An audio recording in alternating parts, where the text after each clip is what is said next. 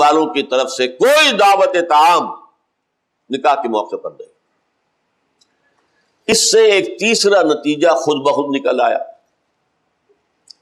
بارات کی لعنت کی نفی ہو گئی۔ میں کس دھڑلے سے لعنت کہہ رہا ہوں اس کو، یہ وہ شے ہے جس کا کوئی ذکر نہ قرآن میں ہے نہ حدیث میں ہے، بلکہ عربی میں اس کے لیے کوئی لفظ نہیں ہے۔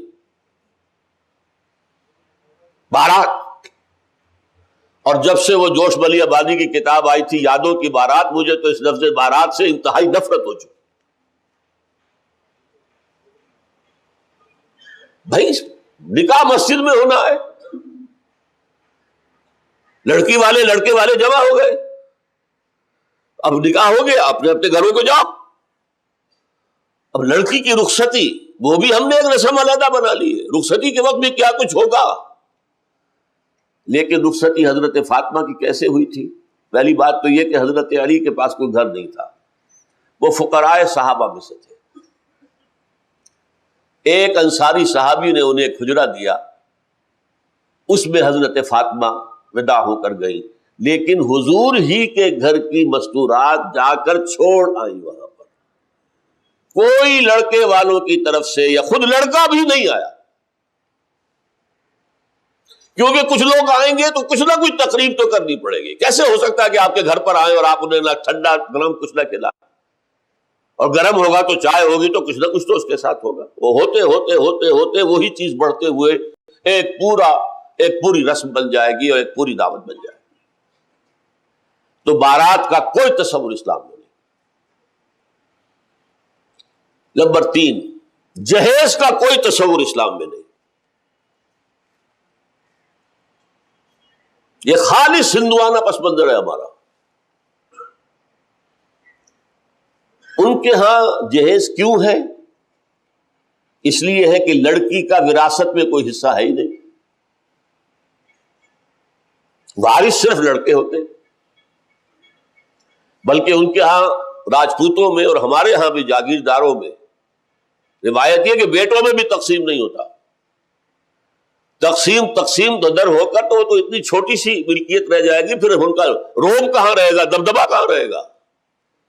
100 مربع وہ 2 بیٹوں میں 50-50 ہو گئے، ان کے 4 بیٹے ہو گئے، کیا رہ گیا؟ اب وہ ٹور کہاں رہے گی، وہ شان کہاں رہے گی؟ تو صرف بڑا بیٹا وارث، باقی سب اس کے کمی کاری۔ اور لڑکیوں کے لیے تو کوئی سوال ہی نہیں کہ کوئی وراثت ہو۔ لہذا جب وہ گھر سے رخصت کرتے تھے تو اس گھر سے رخصت کرتے ہوئے کچھ دے دلا دیتے تھے، اور اسے کیا کہتے تھے؟ دان دہیج، یہ خیرات ہے جو ہم دے رہے ہیں، ورنہ لڑکی کا حق کوئی نہیں۔ یہ ہے پس منظر۔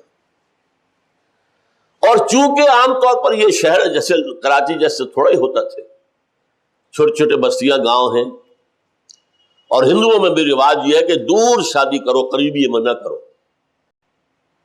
لہذا ایک گاؤں سے دوسرے گاؤں جانا ہے اور وہاں جہیز سے لدے پھندے مال غنیمت لے کر واپس آنا ہے، اور راستے میں چوری چکاری ڈاکے کا خطرہ ہے، لہذا جتھا لے کر جاؤ۔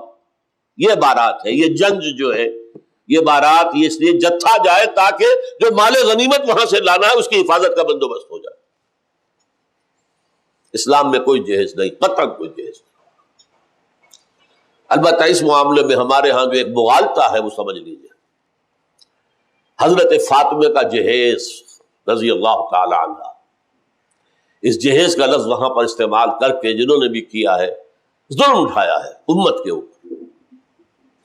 حضرت فاطمہ کے جہیز کی بنیاد پر اب لاکھوں روپے کا جہیز جو ہے، اور نمبر کیا کچھ لاکھوں کیا، کار جا رہی ہے، یہ جا رہا ہے، وہ جا رہا ہے۔ ایک کروڑ پتی کے گھر سے نکل کر ایک دوسرے کروڑ پتی کے گھر میں جا رہی ہے تو کروڑوں لے کر جا رہی ہے۔ حضرت فاطمہ کے جہیز کی حقیقت کیا تھی یہ سمجھ لیجیے۔ جب شادی کا وقت آیا ہے تو حضور نے حضرت علی کو بلایا، پوچھا علی تمہارے پاس کچھ مہر دینے کے لیے کچھ پیسے ہیں؟ عرض کیا حضور میرے پاس کچھ نہیں ہے۔ پھر کہہ رہا ہوں میں، وہ فقراء صحابہ میں سے تھے، جیسے ابو الدرداء تھے، سلمان فارسی تھے، ابو ذر غفاری تھے، یہ فقراء صحابہ ہیں۔ درویش بنش. حضور نے کہا تمہارے پاس وہ ایک زرہ ہوتی تھی. جی ہاں زرہ تو ہے، لیکن حضرت علی نے جواب کیوں دیا نفی میں کہ زرہ کوئی دولت تو نہیں ہے، وہ تو جہاد کے لیے ایک اسلحہ ہے. فرمایا جاؤ اسے بیچو یا گروی رکھو اور قرض لے کر آؤ، اس لیے کہ بہرحال مہر تو شرط ہے، مہر تو دینا. وہ گئے اپنی زرہ لے کر بازار میں. حضرت عثمان نے 30 درہم میں خرید لی. اور عجیب بات دیکھیے، چند دنوں کے بعد وہ ہدیتاً واپس کر دی.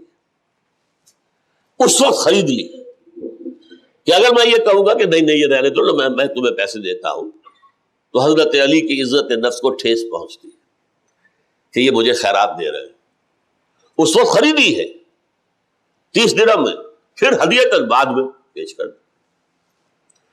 وہ پیسے لا کر حضرت علی نے رکھ دیے حضور کے سامنے.